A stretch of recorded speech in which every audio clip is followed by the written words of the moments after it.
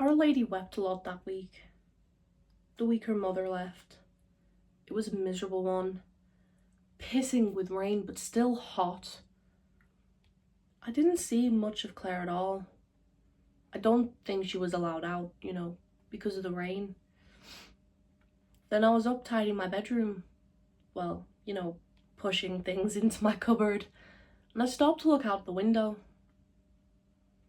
There she was, sitting on the railing at the bottom of the street. By herself.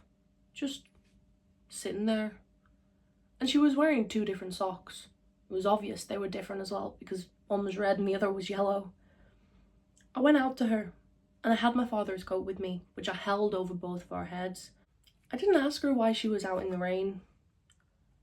I didn't ask her why she had no coat on, or why she was wearing 2 different socks. I just started talking. I told her about my Aunt Rita and saying she had this great surprise for me, which turned out to be a statue of the Virgin Mary that glows in the dark. I told her about jumping on the bed and breaking 3 springs and trying to hide the evidence. She'd smile or nod, or sometimes she'd laugh or say, "Really?" But I don't know if she was listening. Then when I ran out of things to say to her, I just sat there, swinging my legs beside her, on the railings, in the rain. Then I saw what she'd been looking at. On the telephone wires above the street, rows and rows of birds who'd been sitting to attention were beginning to fly away. And she watched them. She watched them moving off into the distance.